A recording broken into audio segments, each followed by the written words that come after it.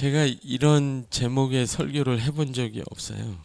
빛과 사랑을 따라 걸으라. 그런데 요한일서를 연구하고 배우고 가르치다가 제가 깨달은 것이 있어서 여러분과 함께 나누려고 이런 제목을 붙였어요. 그건 뭐냐면 우리가 캄캄한 어둠을 걷는 것 같은 때가 있지 않습니까? 겉으로는 직장 가고 집에 가고 학교 가고 교회 오고 예배 드리지만 마음속에서는 길을 잃고 방황하는 때가 있습니다. 어두워서 길이 잘 보이지 않을 때,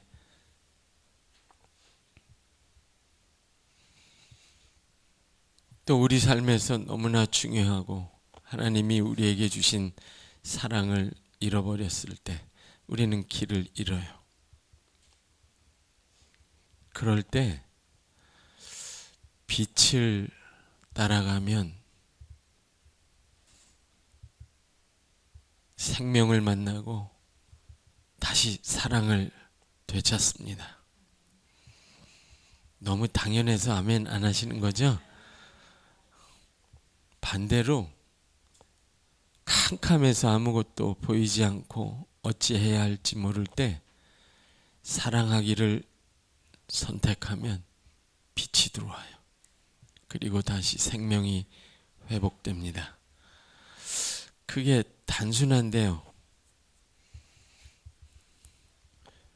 그래서 빛과 생명과 사랑은 서로 연결돼 있구나 하는 것을 깨달았어요.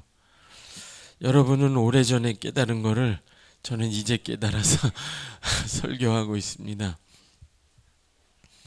그런데 그 단순한 사실이 그렇게 말처럼 쉽지 않은 것이 아까 말씀드렸지만 우리가 자주 길을 잃어요.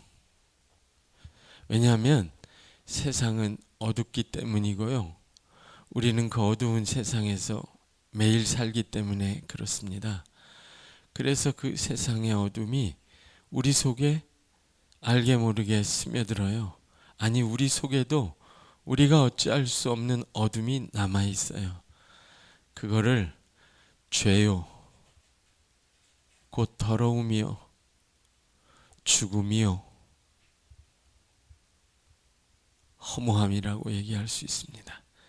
그래서 이 세상은 죄가 들어오면 어두워져요. 죽음의 그늘이 덮치면 공포스럽고 어두워집니다. 사람이 영원한 것을 잃어버리고 허무한데 자기의 마음을 쏟으면 재밌는 것 같지만 곧 어두워집니다. 오늘 여기 학생들도 있는데 목사님이 부탁하셨어요. 우리 학생들에게도 꼭 몇 마디 해달라고. 우리 장로님이 부탁하셨나? 두 분 다 부탁하셨어요. 이 학생들 잘 들었으면 좋겠어요. 여러분이 학교에 가고 친구들을 만나고 이 세상을 살 때 빛을 따라가세요. 어두운 것인데 어둡다는 걸 알면서도 재밌으니까 아무 일 없겠지, 그렇게 따라가면 큰 상처를 받아요. 사랑을 따라가세요. 우리 학생들 사랑을 따라가세요. 미워하고 누구를 해치고 상하게 하고 재밌는 것 같지만 곧 여러분이 상처받고 여러분이 길을 잃고 여러분이 어두워져요. 세상은 그렇게 쉬운 곳이 아니에요. 쉽게 생각하면 안 돼요. 늘 어둠이 가득한 곳이고 죄가 있고 죽음의 그늘이 있고 아무 의미 없는 허무한 광풍이 부는 곳이에요. 그래서 정신을 차리고 세상을 잘 분별해서 걸어가는 우리 자녀들 어린이 되길 주의 이름으로 축복합니다. 예, 어머님들이 하고 싶은 얘기를 내가 대신했어요.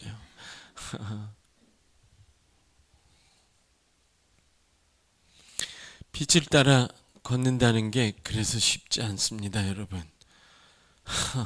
쉬운 것 같죠? 아니에요. 어려워요.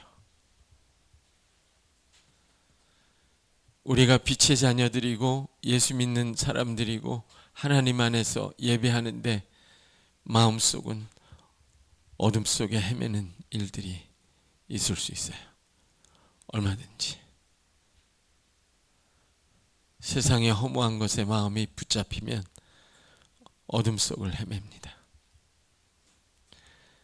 누구에게 복수하고 싶은 마음, 원수 갖고 싶은 마음, 그런 거 내버리지 않으면 어둠 속을 헤맵니다. 아멘 안 하셔도 돼요.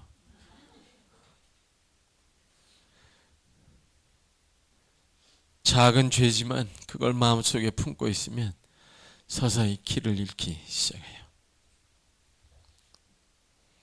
사랑을 따라가면 빛이 있고 생명이 있다는 걸 알죠. 근데 쉽지 않아요. 제가 얼마 전에 아주 괜찮은 목사님이에요. 성품도 좋고 훌륭한 젊은 목사님인데 그 목사님 사모님이 저한테 상담을 하러 왔어요. 우리 목사님 이번 주에 설교해야 되는데 자기도 그 설교를 들어야 되는데 가슴이 쿵당쿵당한대요. 무섭대요. 강단에서 또 소리치고 화내고 역정을 낼까봐 마음이 불안하대요. 그런 목사님이 아닌데 내가 생각했어요. 그래서 그 목사님이 다음에 와서 내가 물어봤어요. 사모의 관점은 사모의 관점이고 당신은 당신대로 사정이 있겠지. 그래서 얘기를 들어보니까 그 교회 성도님 몇 분에게 큰 상처를 받았어요. 여러 번 받았어요.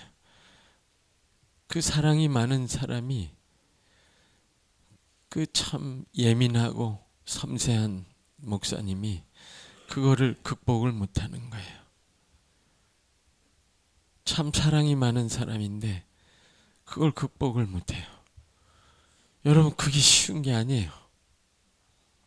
매 순간 하나님이 사랑하시는 것처럼 그런 하나님의 사랑을 가지고 여러분을 대해야 되고 여러분도 서로를 대해야 되는데 그렇게 대하고 계시죠? 봐요. 4분의 1도 대답을 안 했잖아요. 하나님의 사랑은 있지만 꿍한 게 또 옆에 있어요. 해결 안 된 게 많이 있어요. 그렇게 하면 삶이 점점 빛이 사라지고 생명을 충분히 누릴 수 없게 됩니다. 조금씩 조금씩 생명을 잃어갑니다. 여러분, 제가 얼마 전에 어떤 식당에 들어가는 길목에서 우연히 어떤 가족이 들어가는 걸 봤어요. 비싼 식당인데 그 아이를 데리고 들어가는데 남편은 심드렁하게 들어가고 애는 뭐 아무 생각이 없고 엄마의 얼굴을 슬쩍 봤어요. 너무 힘든 얼굴이에요. 그 비싼 밥을 먹는데 마음에 그 편한 평강이 있는 사랑이 없다면 그 가정의 식탁은 생명과 빛이 넘치지 않아요. 그럴 수 없습니다. 사랑을 따라서 산다는 것이 날마다 사랑 얘기하지만 쉽지 않습니다. 여러분 요한 1서 성경을 보면요. 요한 1서 1장 1절을 보면 태초부터 있는 생명의 말씀에 관하여는 그렇게 얘기합니다. 우리가 보고 들은 바요, 눈으로 본 바요. 이 예수님 얘기하는 거예요. 그렇죠? 예수님이 말씀이신데 그 말씀이신 그분이 육신을 입고 오셨다. 그 얘기는 들으셨죠? 그 육신으로 오신 예수님을 손으로 만지고 봤지만 그 예수님의 실체는 하나님의 말씀이라 하는 거예요. 이걸 설명하면 오늘 제가 하고 싶은 말을 못해요. 다음에 다른 목사님에게 듣고, 근데 이 말씀의 특징이 생명의 말씀이라 이렇게 얘기하잖아요. 그러니까 이 말씀이신 예수님을 받으면, 영접하면, 믿으면 생명이 생깁니다. 예수 믿고 거듭났다 하는 거예요.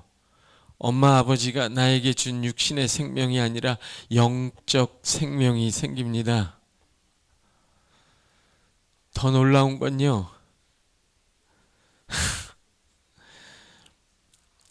이분이 태초부터 계신 말씀이라 했어요. 태초는 세상이 창조되기 전입니다. 지금부터는 알아들을 분만 알아들으세요. 세상이 창조되기 전에 있던 말씀 안에 있던 생명이에요. 그러면 그 말씀 안에 있던 생명은 이 세상이 창조되기 전에 있던 생명이에요. 피조되지 않은 영원한 생명이에요. 근데 그 생명이 말씀 안에 있었고 그 말씀이 육신이 되어 이 땅에 오셨고 육신이 되신 그 예수를 여러분이 믿어서 그 예수님 안에 있는 그 말씀 안에 있는 영원한 생명을 여러분이 얻으신 거예요. 여러분 안에 있는 생명은 영원한 생명이고 그거는 이 세상이 지음받기 전부터 있던 생명이에요.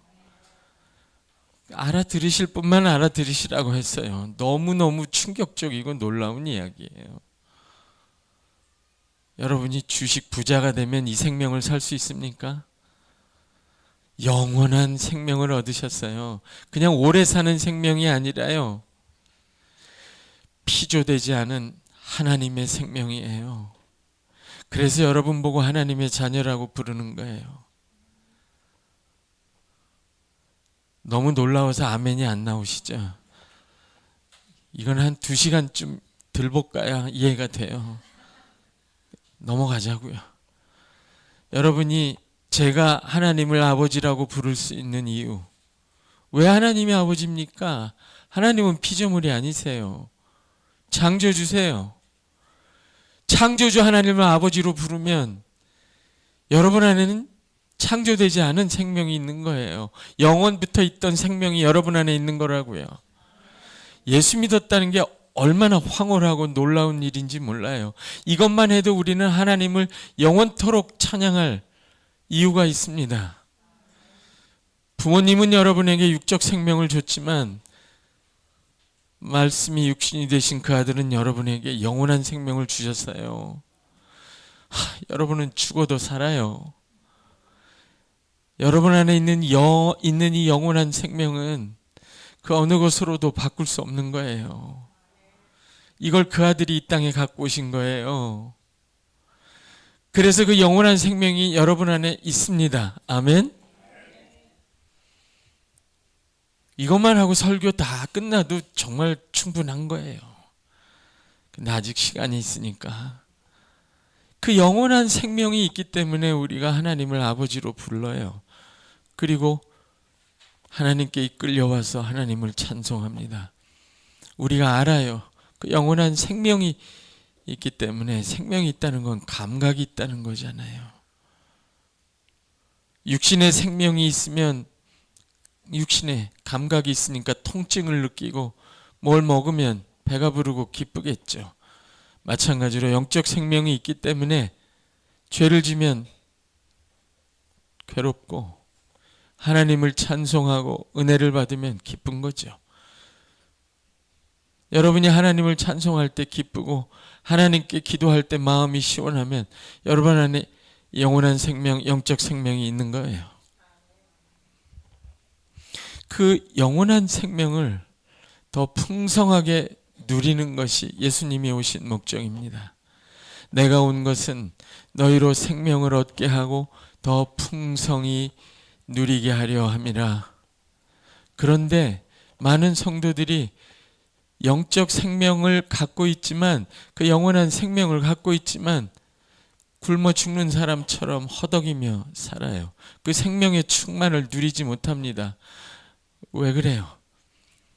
빛을 잃어버리고 사랑을 잃어버리기 시작하면 그 생명을 충만하게 누리지 못합니다. 요한일서를 보면요, 처음이 이렇게 시작해요. 너희가 그 아들을 통해 영원한 생명을 얻었다. 너무나 감사하고 기쁘죠. 그런데 요한일서 중간 3장이나 4장쯤 읽으면 하나님은 사랑이시라 하고 사랑에 대해서 많은 이야기를 합니다. 2장부터 나오죠. 너희가 새 계명을 받았다. 서로 사랑하라. 왜 사랑하라고 하는지 아세요? 그 사랑을 따라가야 여러분 안에 있는, 여러분이 예수 믿고 받은 영원한 생명이 풍요해집니다. 영원한 생명을 얻었는데, 하나님의 자녀가 됐는데, 영적 생명이 있는데 사랑을 따라가지 않으면 그 생명이 점점 병들고 죽기 시작합니다. 그래서 요한일서 연구 많이 했어요. 그 요한일서의 문학적 구조가 주는 도전을 제가 깨달았어요. 그게 이런 거예요. 문제예요. 우리의 과제. 영원한 생명을 얻은 하나님의 자녀들은 과연 그 영원한 생명을 누리며 하나님의 온전한 사랑에 이를 수 있을까? 그거예요. 뒤집어 말하면 영원한 생명을 얻고 영적 생명을 얻고 하나님의 자녀가 되어도 세상을 사랑하는 쪽으로 가서 점점 빛을 잃고 생명을 잃기가 쉽지, 하나님의 온전한 사랑에 이르는 일은 결코 만만치 않다는 거예요. 왜요? 이 어두운 세상이 우리 안에 떡하니 버티고 있어서 요한이 말한 대로 세상을 사랑하는 자는 그 안에 아버지의 사랑이 없느니라. 그렇게 돼요. 그래서 점점 하나님의 사랑에서 멀어지면 내 안에 있는 영적 생명도 서서히 죽어갑니다. 사랑이 있는 곳에 생명이 있는 거예요. 그런데 우리의 문제는 이거예요. 내 안에 영적 생명이 있어서 억지로 교회 와요. 죽지 못해서. 억지로 예배할 수밖에 없어요. 이 생명을 버릴 수는 없기 때문에. 어떻게 버려요? 하나님이 주신 생명인데 내가 그걸 어떻게 해요? 그 생명은 내 속에서 계속 갈급합니다. 거기에다 하나님의 사랑이 공급이 되어야 되는데 다른 사랑을 거기다 집어넣으면 그 생명은 먹지 못하고 서서히 죽어가요. 그래서 우리는 영적 생명을 가지고 예수 믿고 생명을 얻고 하나님의 자녀가 되어서 아버지 하나님의 사랑에 이르기를 힘써야 합니다. 그렇게 되시기를 주의 이름으로 축복합니다. 제일 안 되는 게 이겁니다. 제가 아까 그랬죠. 목사님도 안 된다고. 제가 제 자신을 돌아보면요, 하나님이 저에게 은사를 많이 주셨어요. 근데 저 자신을 돌아보면 기도할 때마다 나 자신을 돌아볼 때마다 숨이 턱턱 막히게 하나도 없는 게 있어요. 그게 하나님의 사랑이에요. 어쩜 이렇게 없을까?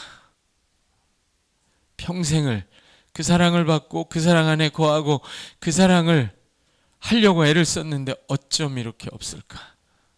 여러분 얼굴에 보니까 여러분은 많으신 것 같아요. 참 좋으시겠어요. 축복합니다. 저는 보니까 하나도 없어요. 그렇게 없을 수가. 다른 건 많은데 왜 이건 그렇게 없는지 몰라요. 여러분, 나의 사랑이 아니에요. 하나님의 사랑에 이루고 있느냐 하는 걸 묻는 거예요. 하나님의 사랑이 어떤 사랑입니까? 고린도전서에 나오죠. 사랑은 교만하지 아니하며 여러분 교만이 없는, 교만이 싹 빠진 사랑을 하고 계시죠? 고개 드세요. 사랑은 자랑하지 아니하며. 여러분 입을 열면 자랑하지 않죠? 사랑만 나오죠? 사랑은 시기하지 아니하며. 나는 하나님의 사랑을 하고 있어. 근데 시기하고 있으면 아닌 거예요. 아직. 그건 당신의 사랑이지 하나님의 사랑이 아닌 거예요. 사랑은 무례하지 아니하며. 사랑의 이름으로 하는데 그게 무례하면 하나님의 사랑이 아닌 거예요. 그러니까 하나님의 사랑이 쉬운가요? 사랑은 모든 것을 참고. 이 아내분들 모든 것을 참으시죠?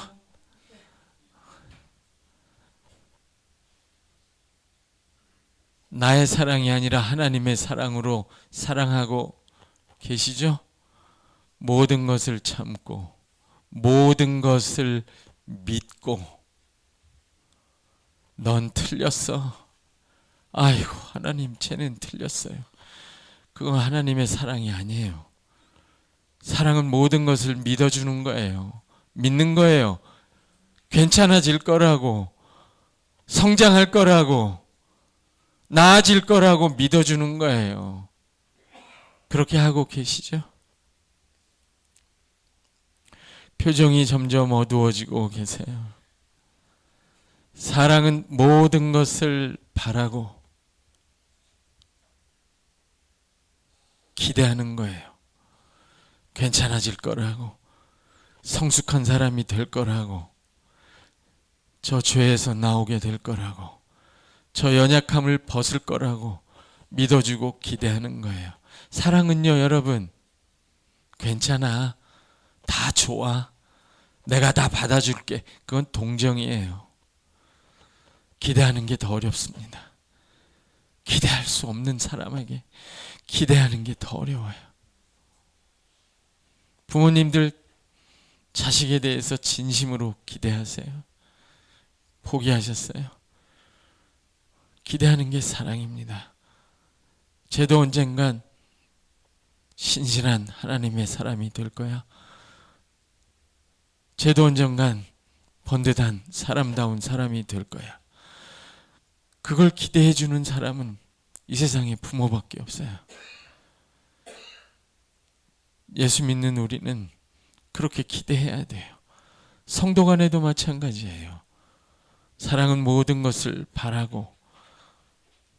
여러분 사랑은 모든 것을 견딘다고 합니다.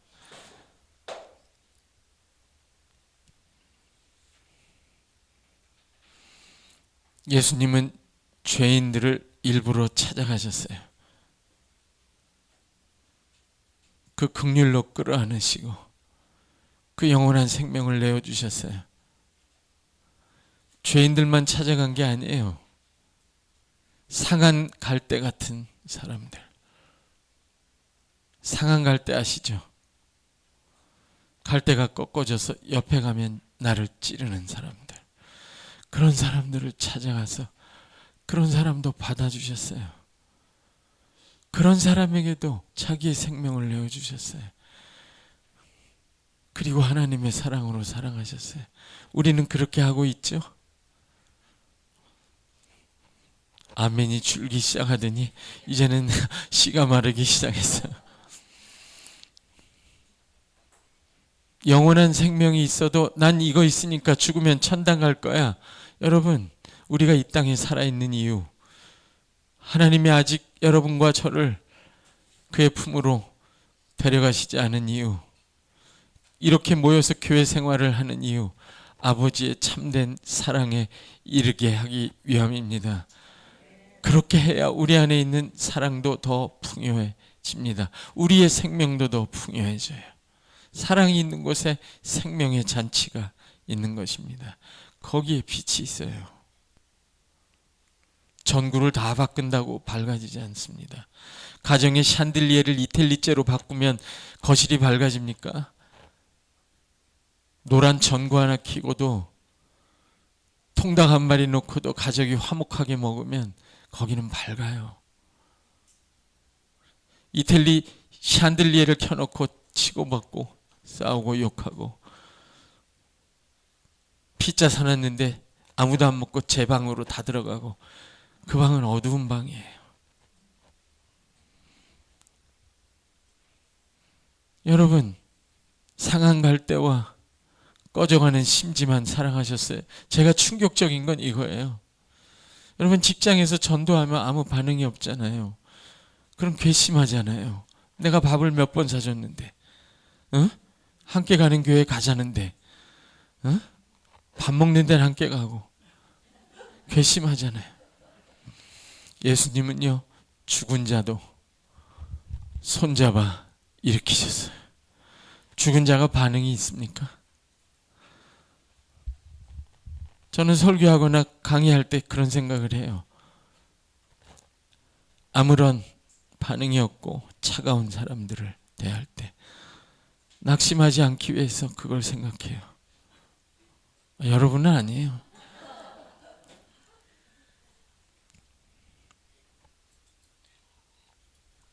그래도 말씀을 전하고 사랑을 전해야 되기 때문에 주님을 생각해요.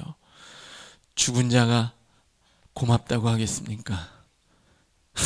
아무 반응이 없어요.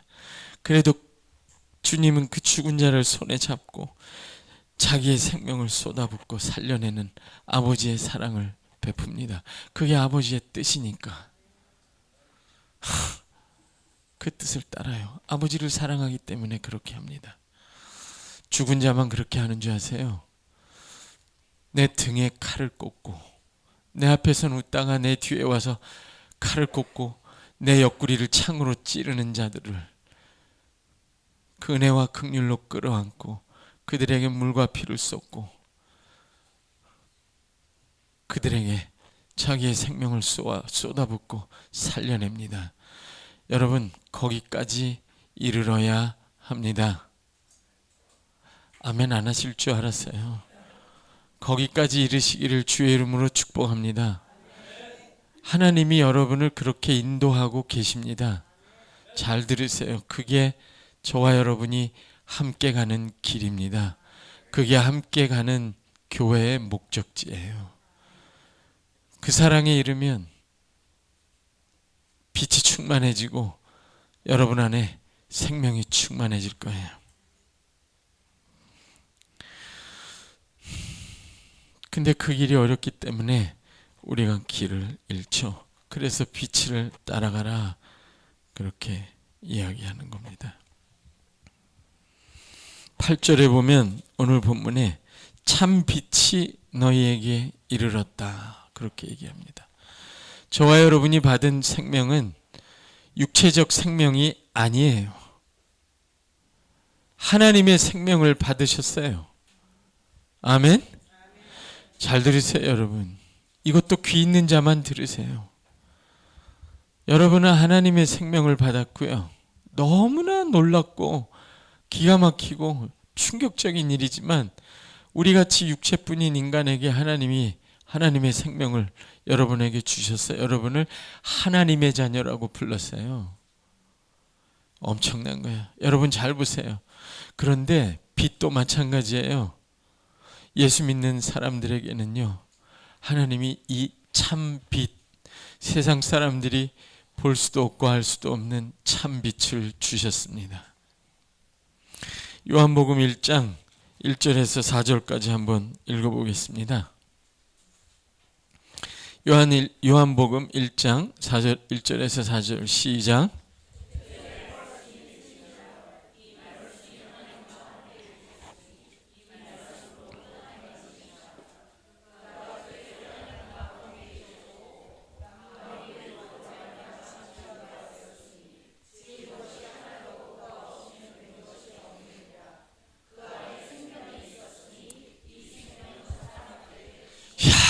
진짜 놀라워요.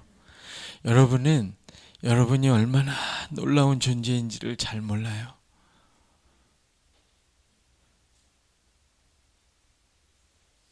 성부, 성자, 성령 하나님이 여러분한테 얼마나 놀랍고 신비하고 영원한 걸 주셨는지 충분히 몰라요. 말씀이신 그 아들을 받은 사람은 그 말씀 안에 생명이 있었다 얘기합니다. 이 생명은 어떤 생명이라고요? 태초부터 있는 생명이에요.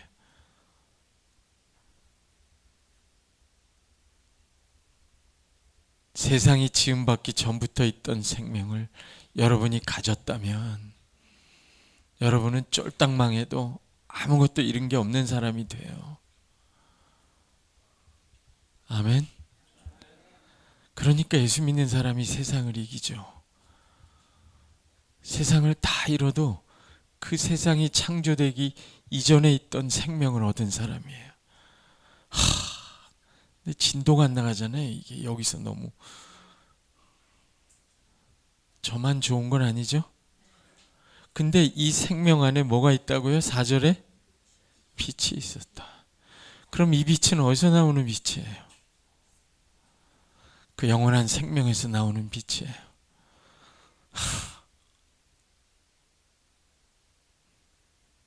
여러분은 여러분이 받은 이 영원한 생명에서 나오는 참빛, 그 빛을 따라가는 하나님의 백성들입니다. 그래서 여러분을 빛의 자녀라고 말해요. 여러분 잘 들어보세요. 한번 빛에 대해서 생각해봐요. 우리가 다 눈이 있죠. 자연에는 자연광이 있습니다. 태양이 있고 달이 있고 별이 있죠. 그건 육신의 눈이 있으면 볼 수 있는 거예요.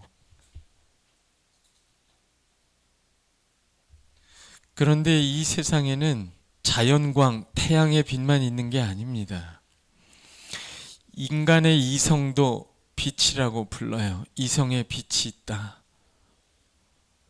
그 빛으로는 1 더하기 1이 2라는 걸 깨닫습니다. 그 빛으로는 앞뒤의 논리를 따라가서 그 앞뒤의 논리가 맞지 않으면 그게 틀렸다는 걸 깨닫는 합리적이고 이성적인 판단을 하는 이성의 빛이 있어요. 서구에 16세기, 17세기, 18세기 계몽주의라는 게 있었죠. 계몽주의라는 걸 영어로 하면 Enlightenment입니다. Enlightenment, 빛을 가져오는. 중세는 암흑기였다. 이제 인간의 이성으로 수학과 과학을 통해 빛을 가져오자. 그게 계몽주의고, 우리는 그 이성의 빛 아래서 과학의 시대를 살고 있는 거예요. 그래서 인간의 이성도 빛이에요. 그러니까 눈이 2.0이라고 해도 이성의 빛이 좋다는 보장은 없어요. 이성의 빛만 있는 게 아니에요, 여러분. 사람들은 오랫동안 양심의 빛에 대해서 얘기했습니다. 저 사람은 마음이 밝아. 그건 선과 악, 의와 불의를 예리하게 분별하고 느끼고 그것을 반응하고 고통을 느끼고 기쁨을 느끼는 양심의 빛에 관한 거예요. 어떤 사람은 양심의 빛이 굉장히 밝습니다. 예수 안 믿는데 타고난 양심의 빛을 가지고 남들이 괴로워하지 않는 불의에 괴로워하고, 남들이 지나치는 약자들이 고통받는 곳에 가서 아무도 시키지 않고 아무 보상도 없는데 자기가 희생해서 그걸 막아섭니다. 자기의 안에 있는 양심의 빛이 괴롭기 때문에 그래요.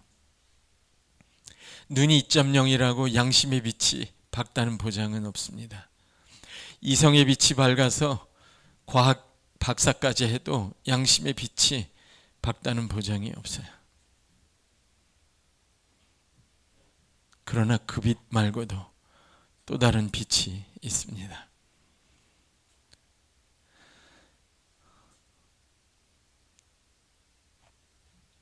강의같이 되니까 좋으시죠? 이 재밌는 거예요. 창세기 1장 1절에 하나님이 빛이 있으라 하셨어요. 그런데 가만히 보면 창세기 1장 1절에 첫날 하나님이 빛이 있으라 했는데 태양, 달, 별은 4일째 만들었어요. 교부들과 학자들은 그 빛이 뭔지 궁금해했어요. 그렇게 결론을 내린 걸 제가 읽었어요.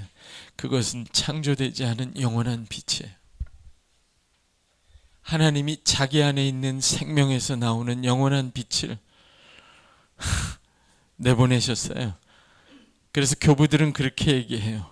우리는 눈을 가지고 태양의 빛을 보고, 이성을 가지고 논리의 빛을 따라가고, 양심을 가지고 선악을 분별하는 빛을 가지고 살지만, 사실 그 모든 빛은 이 모든 것을 둘러싼 하나님의 영원한 영광의 빛의 조각들이에요. 그 영원한 영광의 빛의 파편들인 거예요.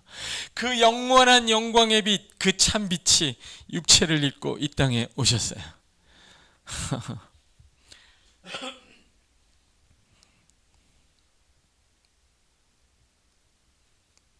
저는 재밌어요.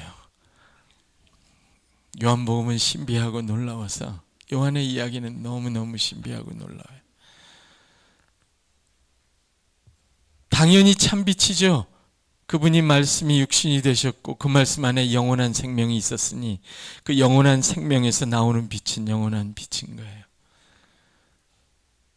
저와 여러분은 그 영원한 빛을 따라가는 사람들입니다.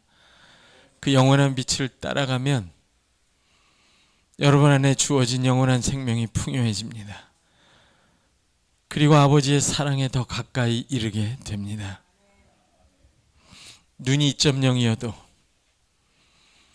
머리가 좋아서 박사라도, 과학 박사라도, 양심이 투철해서 불의한 건 못 참는 사람이라도 이 영원한 빛이 없으면 하나님을 볼 수 없습니다. 하나님의 사랑에 이끌려 그 영원한 길을 갈 수조차 없어요. 너무 놀랍죠? 저와 여러분은 안경을 쓰고 눈도 나쁘고 머리가 나빠서 수학도 못하고 양심도 별로 대단치 않아서 불의한 일도 눈 감는 그런 어두운 사람들인데, 하나님이 그 아들을 주셔서 영원한 생명을 주시고 영원한 빛의 길을 가게 하셨어요. 그게 은혜죠. 그래서 빛을 따라가면 생명을 더 풍성하게 누리고 사랑에 이르게 됩니다. 이 일을 잘 생각해 보세요. 하나님은 자기 자신을, 이 진리를 구원의 영역에서 뿐만 아니라 자연에서도 베푸셨기 때문에 그 자연을 봐도 우리가 잘 알 수 있어요. 여러분, 빛이 있는 곳에 생명이 있고 사랑이 풍성해집니다. 그렇죠? 여러분, 어떤 사람이 여러분에게 화분을 줬는데 건물의 그늘 아래 두면 그 화분에서 잎이 잘 납니까? 싹이 잘 나요? 그렇지 않죠.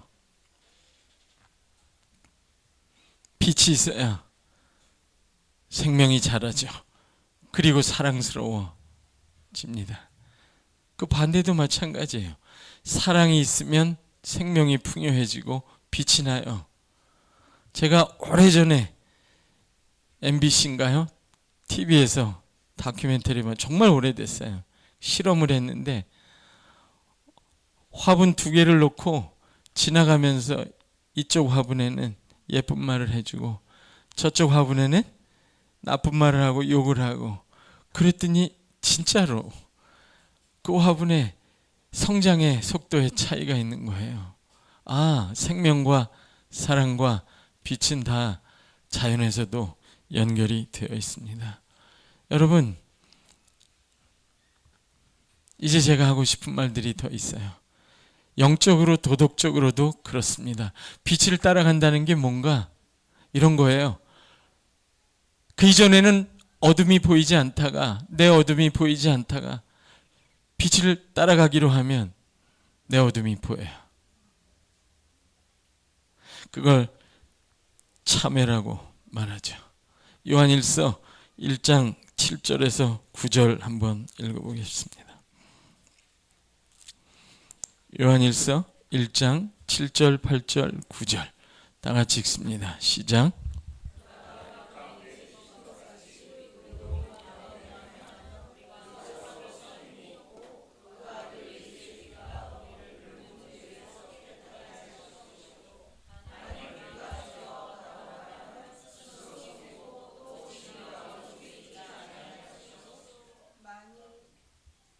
만일 우리가 우리 죄를 자백하면 그는 미쁘시고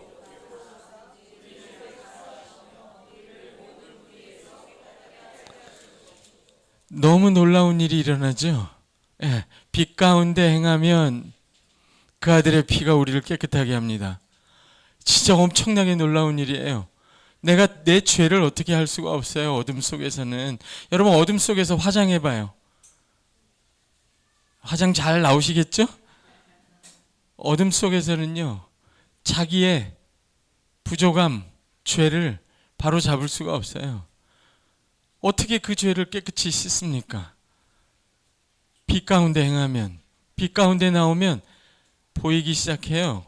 그리고 그걸 그냥 인정하면 돼요.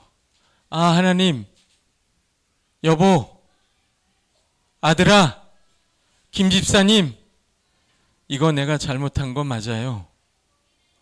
목사님, 하나님, 엄마, 이거 내 잘못 맞습니다. 그 순간 빛이 들어와요.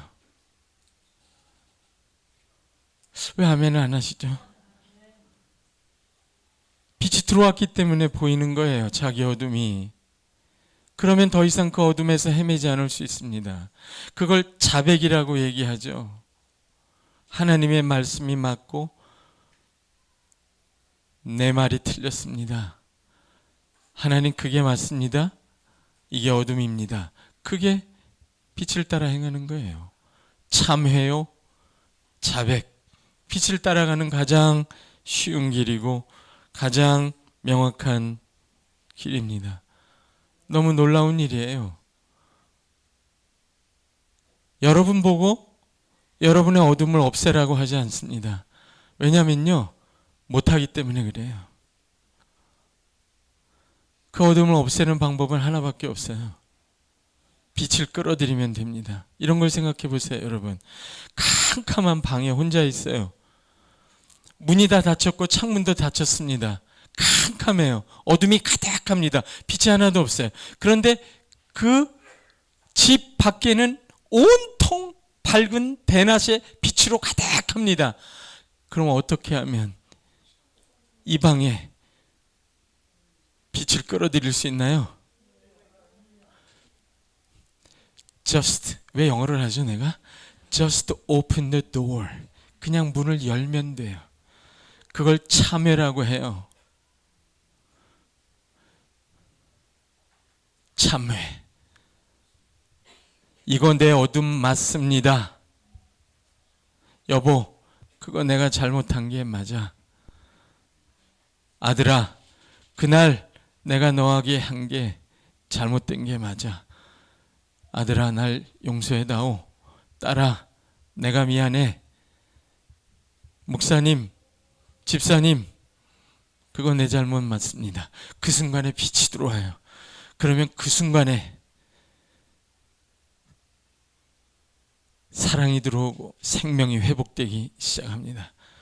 제가 늘 바라보면서 기이하다 감탄하는 사진이 하나 있어요. 이 사진이에요. 여러분도 보신 적이 있을 거예요. 빌리 브란트라는 서독 총리인데 1970년대 총리하셨어요. 저 장면이 아마 폴란드에 가서 유대인 학살, 그 폴란드인들을 학살한 그 학살 위령비 앞에서 서독 총리가 공식적으로 그 나라 민족을 대표해서 무릎을 꿇는 거예요. 독일이 나치를 통해서 유대인을 학살하고 어린아이 여자 할 것 없이 가스실에 집어넣은 거는 유대인만 학살한 게 아니라 인류 전체에 대한 범죄예요. 도무지 용서할 수 없는, 너무너무 잔인하고 너무너무 말이 안 되는 참혹한 죄악입니다. 그런 독일 사람들인데 그 독일의 총리가 저렇게 무릎을 꿇고 있는 것을 보는 순간 저는 기이한 생각이 들어요. 어떻게 저런 죄인의 괴수가 위대하고 존엄해 보일 수 있을까? 갑자기 독일 민족이 이해가 안 돼요. 그 사악한 죄를 저질렀는데 그게 갑자기 흐려지면서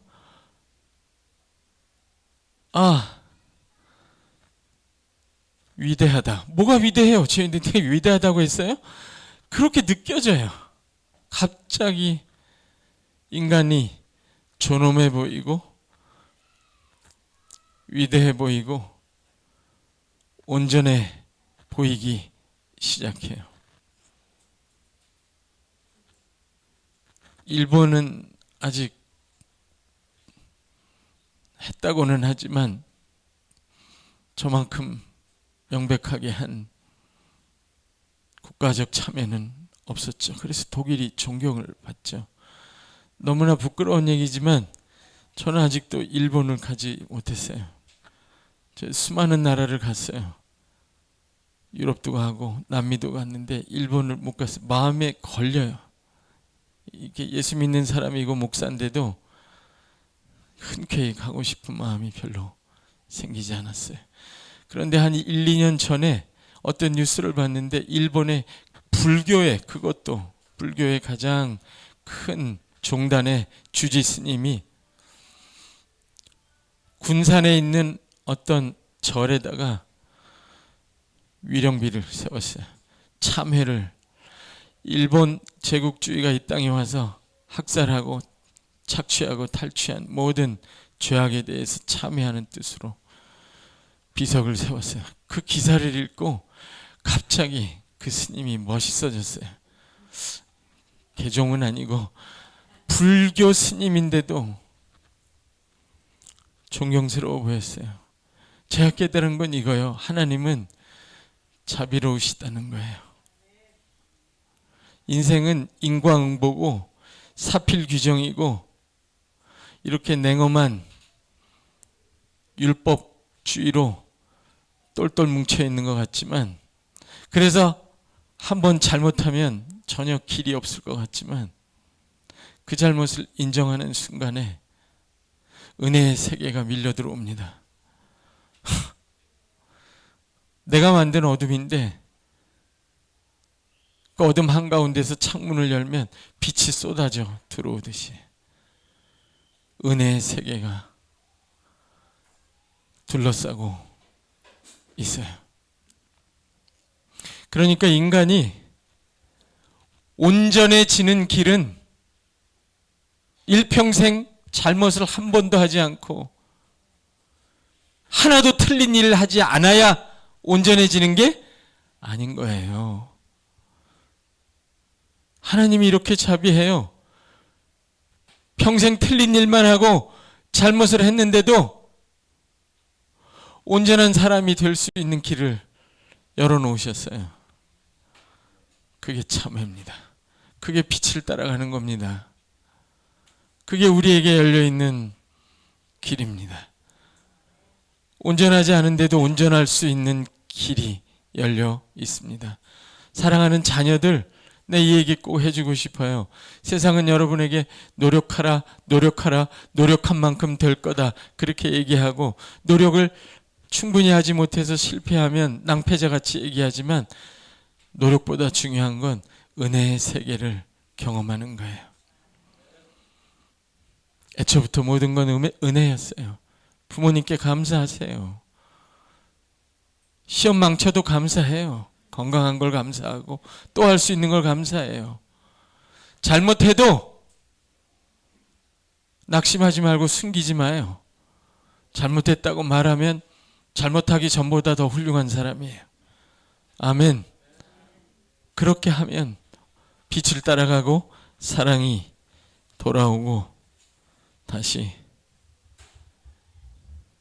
생명이 차고 넘칩니다. 사랑하는 여러분, 빛을 따라가는, 함께 가는 교회 성도 여러분 되길 주의 이름으로 축복합니다. 집에 가서 얘기해야지, 그렇죠? 여보, 그건 내가 잘못한 거예요. 쉽게 인정하세요. 그러면 당신이 못나지는 게 아니라 더 존엄한 인간이 돼요. 잘못을 했기 때문에 참 못난 인간이다라고 말했는데 그 잘못을 인정하는 순간 너무 멋있어 보여요. 그리고 온전한 길이 열려요. 빛이 들어온다고요. 이게 참회의 신비입니다. 참회의 신비예요. 어떤 중세에 동방의 어떤 수도사가 이런 말을 했습니다. 참회란 낙원의 문 앞에 서 있는 영혼의 전율이다.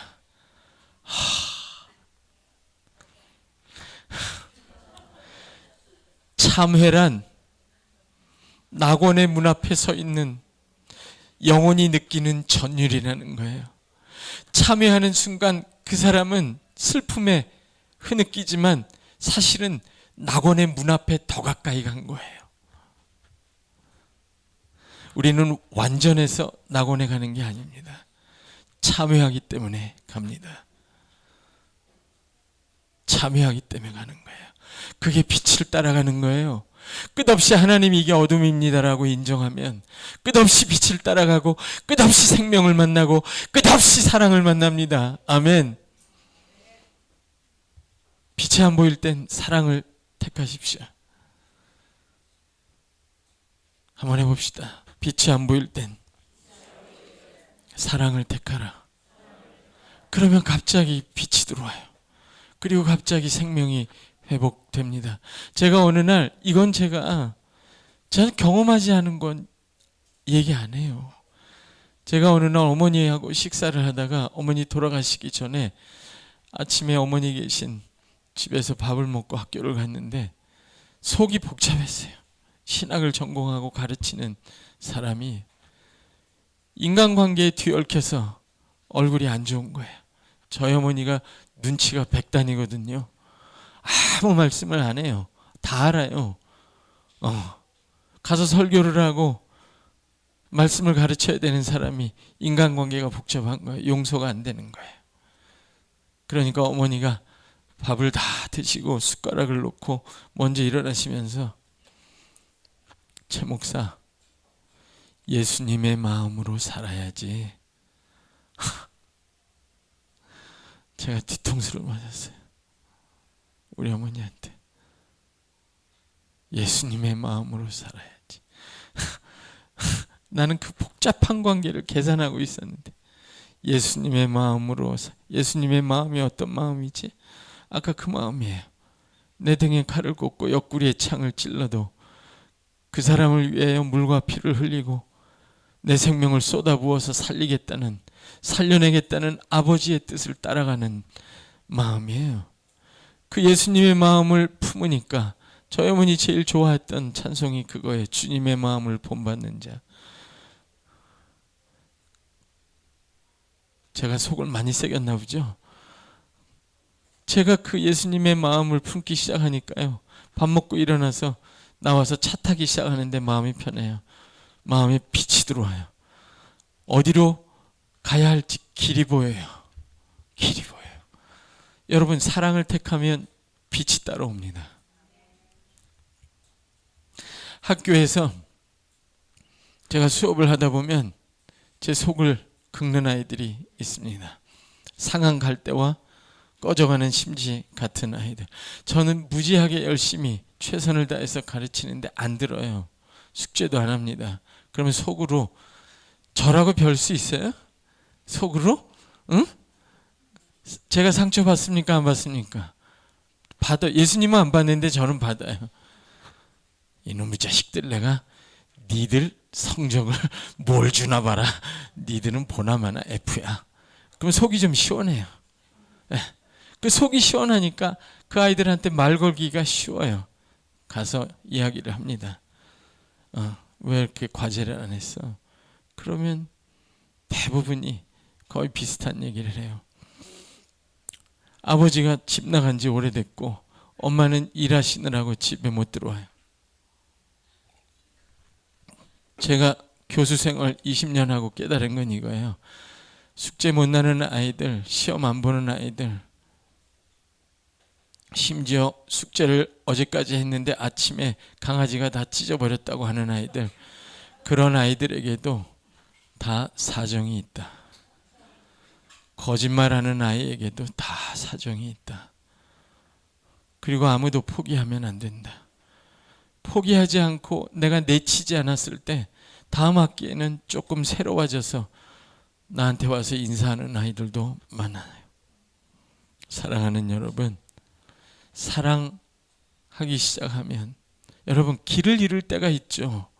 뭘 해야 될지 모르겠어. 너무 복잡해. 그럴 때 사랑을 택하세요. 그러면 빛이 따라옵니다. 그래서 제가 생각해 봤어요. 왜 사랑을 택하면 빛이 올까? 보여주세요. 마지막. 한번 읽어봅시다. 시작. 하나님은 빛이시라. 하나님은 당연하죠. 거기다가 예수님은 우리에게 영원한 생명을 주신 분이에요. 요한일서에서 예수님 성자는 영원한 생명으로 표현됩니다. 성령은 빛으로 표현되고요. 성부는 사랑으로 표현돼요. 그러니까 성부, 성자, 성령이 한 분이듯이 빛과 사랑과 생명은 하나예요. 하나의 양면인 거예요. 그래서 하나님이 그 아들을 저와 여러분에게 주시고 영원한 생명을 주셨습니다. 그리고 빛이신 성령님을 주셔서 그 빛을 따라가게 하십니다. 그러면 어디에 이르러요? 사랑이신 아버지에게 이르러요. 내가 길이요. 그 아들은 길이에요. 그 길을 걷게 하시는 분, 그 생명을 받아 누리며 그 길을 끝까지 가게 하시는 분은 빛이신 성령님이에요. 여러분 빛을 따라가시길 주의 이름으로 축복합니다. 성령님이 빛으로 여러분을 끝까지 인도하시기를 주의 이름으로 축복합니다. 그러면 어디에 도달합니까? 사랑이신 아버지에 도달해요. 이게 삼위 하나님 안에서 함께 걷는 교회예요. 영원한 생명을 받고 빛을 따라 영원한 사랑에 이르는 길입니다. 아무나 못 걷는 길이고요. 여러분은 이 놀라운 생명과 빛과 사랑의 길에 초대받았어요.